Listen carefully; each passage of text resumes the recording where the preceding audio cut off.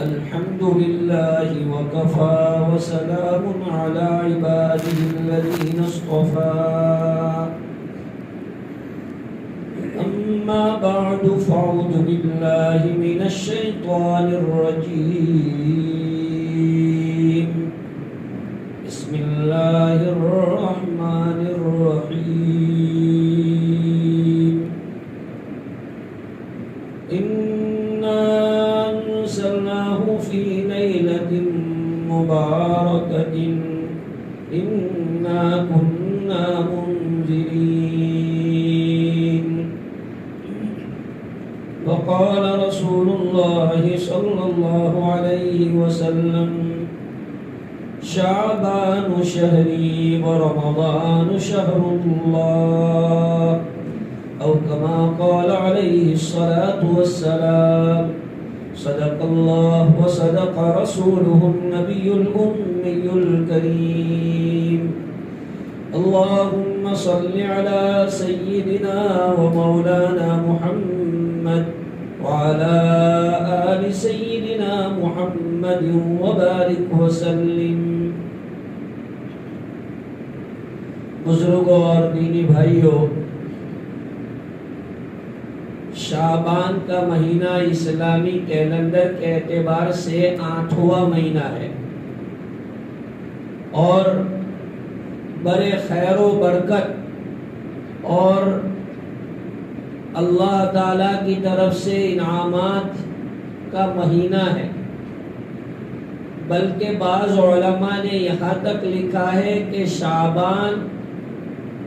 شعبان کا مہینہ ایسا ہے جیسے کہ فرض نماز سے پہلے سنت موقدہ ہوتی ہے.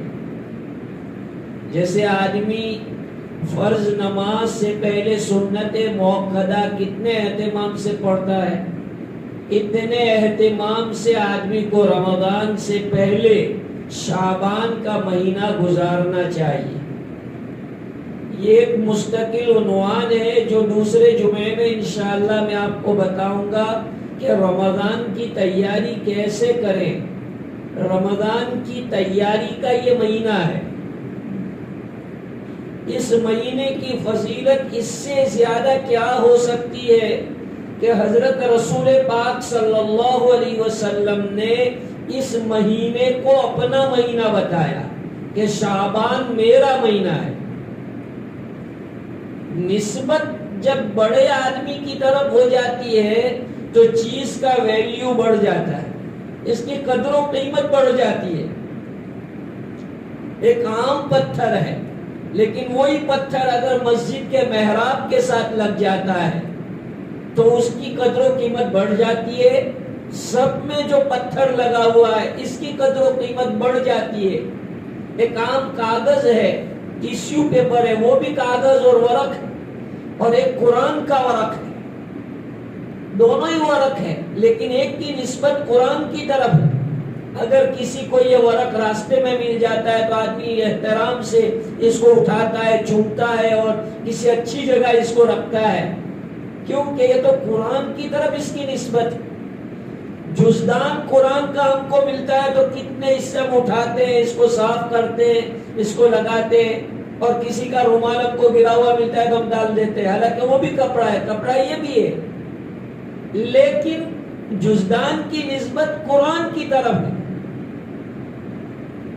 کتنے دنیا میں بڑے بڑے جو ہے لوگوں کے خادم گزرے ہیں، لیکن حضرت انس رضی اللہ تعالیٰ عنہ حضور صلی اللہ علیہ وسلم کے خادم تھے تو ان کا ویلیو بڑھ گیا کہ یہ تو حضور کے خادم ہیں. تو نسبتوں سے چیزوں کی قیمت بڑھتی ہے. جتنی اونچی اعلیٰ نسبت ہوتی ہے اس کے مطابق اس کا ویلیو ہوتا ہے. جناب رسول اکرم صلی اللہ علیہ وسلم نے شعبان کے بارے میں بتلایا کہ شعبان شہری، شعبان میرا مہینہ ہے. تو اس سے ہم کو اندازہ لگانا چاہیے. علماء نے لکھا ہے کہ رجب المرجب کا مہینہ بیج ڈالنے کا ہے اور شعبان کا مہینہ پانی ڈالنے کا ہے اور رمضان کا مہینہ کاٹنے کا ہے. یہ سمجھایا ہے علماء نے کہ جیسے آدمی پہلے کھیتی میں بیج ڈالتا ہے، پھر پانی ڈالتا ہے، پھر کھیتی کاٹتا ہے، ایسے رجب کا مہینہ ہے کہ آدمی اپنے آپ کو روحانی اعتبار سے عبادتوں کے لیے تیار کرے۔ پھر شعبان کا مہینہ آتا ہے، تو اس شعبان کے مہینے میں جیسے ہم کھیتی کو پانی پلاتے ہیں، ایسے آدمی جو ہے اپنے آپ کو فلی طور پر رمضان کے لیے تیار کرے، اور پھر رمضان کا مہینہ آتا ہے تو وہ سراسر عبادت کا مہینہ، خیر و برکت کا مہینہ۔ بلکہ بعض بزرگوں نے شعبان کو قرآن کا مہینہ بتایا ہے کہ شعبان قرآن کا مہینہ ہے، اور اس کی وجہ یہ بتائی کہ شعبان کے مہینے میں ہی حفاظ قرآن کی قدر کرنا شروع کر دیتے ہیں، قرآن پڑھنا شروع کر دیتے ہیں، قرآن کا دور کرنا شروع کر دیتے ہیں۔ اس لیے شعبان کو قرآن کا مہینہ کہا گیا کہ شعبان یہ قرآن کا مہینہ ہے۔ تو ان تمام روایات سے شعبان کی فضیلت نکلتی ہے کہ شعبان اتنی برکتوں اور عظمتوں والا مہینہ ہے، اور اس میں ایک مستقل رات آتی ہے، وہ تو انشاءاللہ اس کا ایک الگ چیپٹر ہے کہ اللہ پاک نے اس میں ایک برکتوں والی، عظمتوں والی جو رات رکھی ہے۔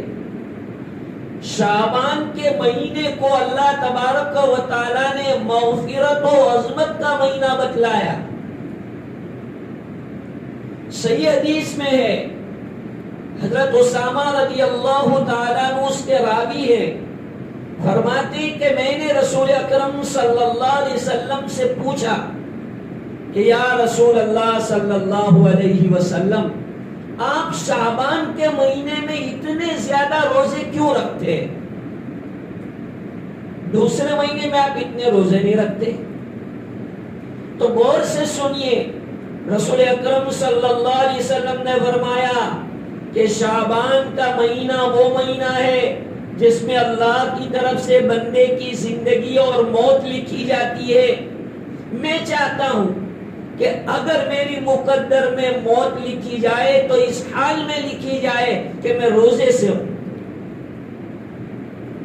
اللہ کے رسول صلی اللہ علیہ وسلم نے فرمایا کہ شعبان کے مہینے میں بندوں کے اعمال اللہ کے دربار میں پیش ہوتے ہیں، تو اللہ کے رسول فرماتے ہیں کہ میری چاہت ہے کہ اللہ کے دربار میں میرا عمل اس حال میں پیش ہو کہ میں روزے سے ہوں۔ بزرگوں نے لکھا ہے کہ شعبان کا مہینہ روزی کی تقسیم کا مہینہ ہے۔ اللہ پاک فرشتوں کے ذریعے سے اس مہینے میں بندوں کی روزیاں تقسیم کراتے۔ حضرت عائشہ رضی اللہ تعالیٰ عنہ کی صحیح روایت موجود ہے جس میں فرمایا یکتب فیہا مولود کل بنی آدم، ہر پیدا ہونے والے بچے کا نام لکھا جاتا ہے، وَيُكْتَبُ فِيهَا كُلُّ حَالٍ، اور اس میں ہر مرنے والے کا نام لکھا جاتا ہے۔ اس مہینے میں جس بندے کو آئندہ سال مرنا ہے اس کا نام فرشتوں کی لسٹ میں آ جاتا ہے، ان کو چارج دے دیا جاتا ہے اللہ کی طرف سے، 1 سال کا چارج ملتا ہے ان کو کہ دیکھو آئندہ سال۔ حدیث میں کہ اس مہینے میں بندے کا نام تو موت والی لسٹ میں آ چکا ہے، اور یہ پلاننگ کر رہا ہے، شادی کی پلاننگ کر رہا ہے، باہر جانے کی پلاننگ کر رہا ہے، کوئی اور پلاننگ کر رہا ہے، حالانکہ اس کا نام مردوں کی فہرست میں ہے۔ تو اس کی ایکٹیویٹیز دیکھ کر فرشتے ہنستے ہیں کہ یہ بندہ کس چیز میں مشغول ہے، اس کا نام تو اللہ پاک نے مردوں میں لکھ دیا ہے۔ وَإِسْمُهُ فِي الْمَوْتَى، یہ حدیث میں لفظ ہے، وَإِسْمُهُ فِي الْمَوْتَى، کہ اس کی چلک گرا دوڑ بھاگ تو بڑھ چکی ہے لیکن اس کا نام مردوں کے اندر لکھا جا چکا ہے۔ کتنا عظیم مہینہ ہے کہ جس میں بندوں کی موت و حیات کا فیصلہ ہوتا ہے۔ آپ سنیے اور سمجھے تو صحیح کہ آدمی کی موت یعنی کیا چیز کہ جس کے بعد دوبارہ دنیا میں آنے کا ہی نہیں، وہ چیز اس مہینے میں فیصلہ ہوتا ہے۔ میں اور آپ کون گارنٹی سے کہہ سکتا ہے کہ آئندہ شعبان کا مہینہ تمہیں مجھے نصیب ہوتا ہے؟ اللہ بہتر جانتے ہیں، کوئی کچھ نہیں کہہ سکتا ہے۔ تو اللہ تعالیٰ کی طرف سے ہم کو یہ مہینہ ملا، اس مہینے کی قدر کرنی چاہیے، اس مہینے کو صحیح معنی میں رمضان کا مقدمہ اور پیش خیمہ بنانا چاہیے۔ یہ رمضان کا مقدمہ اور پیش خیمہ ہے۔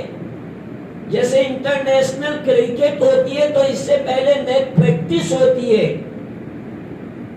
کوئی بھی بندہ کوئی کام کرتا ہے تو پہلے اس کی پریکٹس کرتا ہے۔ یہ رمضان کی پریکٹس کا مہینہ ہے کہ رمضانوں میں تم کس طرح اٹھو گے، کیسے راتوں کو جاگو گے، کس طرح عبادتیں کرو گے۔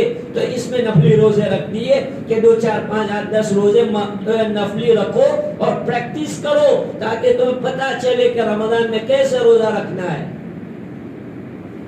تو شعبان کے روزوں کی بھی بڑی فضیلت آئی ہے۔ رسول اکرم صلی اللہ علیہ وسلم شعبان کے مہینے میں اکثر روزہ رکھتے تھے۔ کان یصوم شعبان کلھا الا قلیلا، حدیث میں یہ لفظ ہے کہ 2 4 دن چھوڑ کے حضور صلی اللہ علیہ وسلم پورے شعبان کے مہینے کے روزے رکھتے تھے۔ ہاں کچھ امت کے افراد کو حضور 15 شعبان کے بعد روزہ رکھنے سے منع کرتے تھے، اس کا انٹینس ان کے اندر کہیں کمزوری پیدا نہ ہو جائے، تو رمضان کے لیے اپنے انرجی کو باقی رکھنے کے لیے ان کو منع کیا جاتا تھا کہ تم اب روزہ مت رکھو۔ تو حضور صلی اللہ علیہ وسلم 15 شعبان اور اس کے بعد بھی روزہ رکھتے تھے، تو کم از کم ہمیں اس مہینے میں 3 روزے رکھ لینے چاہیے۔ 13 14 15 کا آدمی کو روزہ رکھ لینا چاہیے جو ہر مہینے میں مسنون ہے، یا اگر کچھ بھی نہیں تو ایک 15 شعبان کا روزہ رکھنا چاہیے۔ حضرت علی کی روایت ہے اذا کان لیلۃ من نصف شعبان، جب 15 شعبان ہو تو تم اس کی رات میں عبادت کرو، وصوموا یومہا، اور اس کے دن میں روزہ رکھو، یعنی 15 شعبان کا روزہ رکھو۔ ایک ہی روزہ ہے، محرم کی طرح سے 2 3 روزے نہیں ہیں، بلکہ شعبان کا ایک ہی روزہ ہے۔ تو اگر ہم کچھ بھی 3 روزے نہیں رکھ سکتے تو ایک روزہ شعبان کا رکھ لیں۔ تو بہرحال شعبان کا مہینہ جو آیا ہے برکتوں اور عظمتوں والا مہینہ ہے۔ حضرت خواجہ عبد القادر جیلانی، چہرہ ان کا نورانی، سینے میں آیات قرآنی، سناؤں میں تمہیں ان کی زبانی تاکہ ہو تم پر لطف رحمانی۔ حضرت فرماتے ہیں کہ شعبان میں 5 حروف ہیں۔ شین کا معنی ہے شرافت، عین کا معنی ہے بلندی، اور با کا معنی ہے برکت، نون کا معنی ہے روشنی، اور الف کا معنی ہے الفت۔ حضرت فرماتے ہیں کہ شعبان کے یہ 5 حروف میں 5 برکتیں، 5 انعام اللہ کی طرف سے ہوتے ہیں۔ جو بندہ اس مہینے میں عبادت اور روزے کا اہتمام کرتا ہے، اللہ پاک اس کو یہ 5 انعامات سے نوازتے ہیں۔ اس کو شرافت دیتے ہیں، اس کو بلندی دیتے ہیں، اس کو برکت دیتے ہیں، اس کو نور دیتے ہیں، اور اس کو الفت اور محبت عطا فرماتے ہیں۔ تو یہ شعبان کے 5 لفظ ہیں۔ شعبان اللہ تبارک و تعالیٰ نے امت کے لیے یہ مہینہ اس لیے رکھا ہے کہ رمضان کے لیے اپنے آپ کو نارمل کر دے بندہ، کیونکہ رمضان تو رمضان ہی ہے۔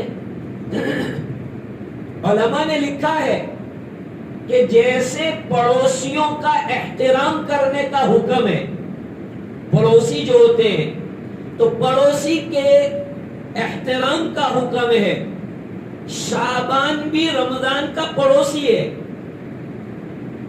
جیسے گھروں میں پڑوس کا احترام ہوتا ہے، بیٹھک میں پڑوسیوں کا احترام ہوتا ہے، ایسے مہینوں میں شعبان کا مہینہ رمضان کا پڑوسی ہے۔ تو رمضان کا پڑوسی ہونے کی وجہ سے شعبان کے مہینے کا احترام ضروری ہے. احترام کا مطلب کیا ہے؟ احترام کا مطلب یہ ہے کہ اس میں غلط سلط کام نہیں کرنے چاہیے. ہمارے یہاں ہوتا کیا ہے، ہمارے لوگوں کی یعنی ایشین لوگوں کی مینٹالٹی یہ ہے کہ جو کرنے کا ہوتا ہے اس کو ہم کرتے نہیں ہیں، اور جو نہ کرنے کا ہوتا ہے اس کو پہلے نمبر پر کرتے ہیں. یہ ہمارے لوگوں کی بہت بڑی بیماری اور خرابی. اس لیے شعبان میں بھی بعض لوگوں نے ایسی رسومات اور ایسی بدعات کو بنا لیا ہے. انشاءاللہ موقع ملے گا تو مستقل میں اس پر آپ کو بتاؤں گا کہ شعبان کے مہینے میں بعض لوگوں کی طرف سے جو رسومات ہیں، جیسے یہ سمجھتے ہیں کہ 15 شعبان کو مردوں کی روحیں گھر آتی ہے اور اس کے لیے باقاعدہ بیڈ سجاتے ہیں اور گھر کو اس کمرے کو سجا کے رکھتے ہیں اور سمجھتے ہیں کہ آج روحیں واپس آئیں گی. کوئی روح اور کوئی آتما جانے کے بعد دنیا میں واپس نہیں آتی، وہ گئے. اس کا ٹھکانہ اللہ نے کسی کا علیین میں رکھ دیا ہے تو کسی کا اسفل السافلین میں رکھ دیا ہے. دو ہی کیٹیگری ہے وہاں پر، اعلیٰ علیین یا اسفل السافلین. اس کے اندر وہ روح شفٹ ہو جاتی ہے، باقی دنیا میں کسی کی روح آتی نہیں ہے. ہاں کوئی اللہ کا برگزیدہ بہت بڑا ولی ہو اور اللہ کی طرف سے اجازت ہو تو اس ولی کی روح جاتی ہے، لیکن ایک بہت شاذ و نادر چیز ہے. اس کو عام جنرلی طور پر آپ بیان نہیں کر سکتے کہ اگر کوئی آدمی کی روح واپس آتی ہے. دنیا میں کسی کی روح واپس آتی نہیں، کوئی آتما ہوتی نہیں ہے. یہ سب لوگوں کی ایک باتیں چلی چلائی. تو ہمارے یہاں بھی اس طرح سے لوگوں کا جو ایک دماغ ہے کہ مرحومین کی روحیں آتی ہے.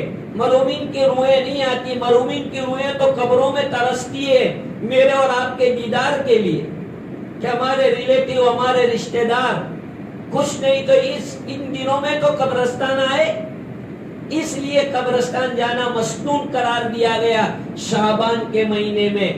خصوصی طور پر 15 شعبان کی رات کو رسول اکرم صلی اللہ علیہ وسلم قبرستان تشریف لے جاتے، لیکن اکیلے جاتے، بغیر اہتمام کے جاتے، میلے ٹھیلے کے بغیر جاتے اور پھول پھلواری کے بغیر جاتے. یہ سب حضور صلی اللہ علیہ وسلم کی طرف سے ثابت ہے. ہمارے یہاں لوگوں کو ایک چیز ملتی ہے، جیسے ایک انگلی دی تو پہنچا پکڑ لیتے ہیں کی مثال ہے. بھائی ٹھیک ہے، حضور صلی اللہ علیہ وسلم سے قبرستان جانا ثابت ہے، لیکن اس کا مطلب یہ تو نہیں کہ دیکھو تو پھول پھلواری ہاتھ میں، پانی کی بوتل ہاتھ میں اور پوری بالٹی ہاتھ میں ہوتی ہے اور ایسے شو کر کے لوگ جاتے ہیں. یہ سب شو والی چیزیں نہیں ہیں. کوئی آپ بالکل نارملی طور پر چلے جائیے اور وہاں جو فاتحہ کرنا ہے آپ کو فاتحہ کر کے اصالہ ثواب کر کے واپس چلے آئے. یہ طریقہ ہے قبرستان کی زیارت کرنے کا. قبرستان کی زیارت کے لیے جانے کا ہوتا ہے، وہاں کوئی شو کے لیے نہیں جانے کا ہوتا ہے. تو ہمارے مرحومین کی روحیں قبروں میں ہوتی ہے. اللہ پاک ان کو اس کا احساس اور فیلنگ دیتے ہیں. اس لیے قبرستان میں جاتے ہوئے جب قبر کے پاس ہم جائیں تو السلام علیکم بولنے کا حکم. السلام علیکم. جب آپ اپنے ریلیٹیو کی قبر کے پاس جائیں گے تو صرف آپ قبر پیر کی طرف کھڑے رہیں اور پیر کی طرف کھڑے رہ کر بولے السلام علیکم. وہ تمہاری آواز بھی سن رہا ہے اور تمہارا جواب بھی دے رہا ہے، تمہاری شکل و صورت بھی دیکھ رہا ہے، تمہیں دیکھ کے خوش ہو رہا ہے کہ آج میرا پوتا، میرا نواسا میری قبر پر کھڑا ہے، میرا بھائی، میرا شوہر، جو بھی ہو، میرا بڑا چہیتا چاہنے والا میرا دوست میری قبر پہ کھڑا ہے. اس کو اس کا سب احساس اور فیلنگ ہوتا ہے. اتنی بڑی بات. آج آدمی جیل میں ہوتا ہے تو تھوڑی دیر ہم کو جیلر ملنے کے لیے 10 منٹ دیتا ہے اور اس کے لیے ہم پیسے بھی کھلاتے ہیں، اس کو رشوت بھی دیتے ہیں. کتنے؟ اب بیچارے کا دل خوش ہو جائے گا یار. ملنے جائیں گے تو خوش ہو جائے گا، ٹفن بھی ساتھ میں لے کے جاتے ہیں اور پولیس والے کو 1000-2000 دیتے ہیں، وہ جانے دو صاحب، جانے دو صاحب، کرتے نہیں کرتے؟ کیوں کہ قید میں، جیل میں ہمارا جو ریلیٹیو ہے وہ خوش ہوگا، اس کو ذرا سکون ملے گا۔ اسی طرح ہم کو وہاں اس کو سکون پہنچانے کا ہے مرحوم کو، تو اس کے لیے قبر پر حاضری دو، فاتحہ پڑھو، سنت شریعت کے مطابق قبرستان کی ملاقات اور زیارت کرو۔ کون منع کرتا ہے؟ ہر جمعہ کو جاؤ، حدیث میں تو ہے ہر جمعہ کو اپنے والدین کی قبر کی زیارت کا حکم ہے کہ ہر جمعہ کے دن جو بندہ اپنے ماں باپ میں سے دونوں کی یا کسی ایک کی قبر کی زیارت کرتا ہے وہ فرما بردار میں لکھا جاتا ہے۔ تو اس لیے حدیثوں میں قبرستان جانے کی بڑے فضائل آئے ہیں، لیکن میں نے آپ کو بتلایا کہ ہماری بیماری یہ ہے کہ ہم شریعت کے حدود کا خیال نہیں رکھتے ہیں، شریعت کے حدود کو پھلانگ جاتے ہیں۔ قبروں کی زیارت کرنے کا جو سنت طریقہ شریعت نے بتایا ہے اس کے مطابق ہم کو قبرستان جانا چاہیے۔ قبرستان جانے سے تو سارے مرومین کو خوشی ہوتی ہے، ایک کو نہیں، سارے۔ اب فضائل صدقات میں حضرت شیخ کی کتاب پڑھو اور سنو، اس میں حضرت نے لکھا ہے کہ جب ایک نیک بندہ آتا تھا تو سارے قبرستان والے اس کے ماں باپ کو بشارت دیتے تھے، خوشخبری دیتے تھے کہ تیرا نیک لڑکا آ گیا، اب وہ یہ پڑھے گا، ہم سب کو ملے گا، اور سب کو خوشی ہوتی ہے۔ قبروں میں تو سب کو خوشی ہوتی ہے کیونکہ ان کی کرنسی تو یہ ہے نیکیاں۔ آدمی پڑھ پڑھا کے جو ایصال ثواب کرتا ہے، حدیث پاک میں ہے کہ مرحوم قبر میں اس طرح ہوتا ہے جیسے کہ ڈوبنے والا ندی میں یا کنویں میں ڈوبنے والا ہوتا ہے، وہ کیسا کوئی نہ کوئی سہارا ڈھونڈتا ہے کہ کوئی سہارا ملے، کوئی سہارا ملے۔ ندی کے اندر ایک آدمی چلا گیا، اب اس کا پیر پھسل گیا، تیرتے آتا نہیں، تو کیسا کوئی نہ کوئی سہارا ڈھونڈتا ہے کہ کوئی سہارا مل جائے۔ مرحوم قبر کے اندر سہارا تلاش کرتا ہے کہ کوئی اللہ کا نیک بندہ ہے، درود شریف پڑھے، یاسین شریف پڑھے، قل هو اللہ احد پڑھے، آیت الکرسی پڑھے، یاسین شریف پڑھے، کچھ نہ کچھ پڑھ پڑھا کے ان کو ایصال ثواب کر دے۔ یہ مرحومین کی چاہت ہوتی ہے۔ اس لیے بھائیو 15 شعبان کی رات کو قبرستان جانا ہے اور مرحومین کے لیے ایصال ثواب کرنا ہے، استغفار کرنا ہے۔ یہ حضور صلی اللہ علیہ وسلم کے عمل سے ثابت ہے، لیکن میں نے آپ کو بتلایا کہ رات کو جانے کا ہے، عشاء کے بعد حضور گئے تھے، عشاء کے بعد جانا ہے، اور بغیر کسی شور شرابے کے، بغیر کسی شور شباب کے ہم کو جانا ہے۔ انفرادی طور پر آدمی جائے، میلے ٹھولوں کی شکل میں، اجتماع کی شکل میں 8-10 لوگ ساتھ مل کے جاتے ہیں اور گپ سپ کرتے ہیں، ایسا نہیں۔ تو رسول اکرم صلی اللہ علیہ وسلم نے یہ کرنے کا کام بتلایا کہ شعبان کے مہینے میں چونکہ اللہ تبارک و تعالی موت و حیات کا، جنتی جہنمی کا فیصلہ کرتے، قرآن کی سورہ دخان میں ہے فیہا یفرق کل امر حکیم، فیہا یفرق کل امر حکیم، 25ویں پارے میں یہ سورت آئی ہے، اور اس میں اللہ نے بتلایا ہے کہ اس رات میں اللہ پاک بہت سارے امور کا فیصلہ کرتے ہیں۔ اس لیے بھائیو آنے والی رات کی قدر کریں۔ 15 شعبان جس کو ہم شب برات کہتے ہیں، انشاءاللہ آئندہ جمعے میں اس کے متعلق میں آپ کو بتلاؤں گا کہ شب برات کیا چیز ہے اور اس کو شب برات کیوں کہتے ہیں۔ اللہ پاک مجھے اور آپ کو اس مہینے کی اور اس میں آنے والی 15 شعبان جس کو ہم شب برات کہتے ہیں، اس کی قدر کی توفیق عطا فرمائے، اور تمام امت کو اللہ پاک اس مہینے میں اور اس رات میں خصوصی طور پر بدعات، رسومات اور خرافات سے محفوظ فرمائے۔ وآخر دعوانا الحمد للہ رب العالمین۔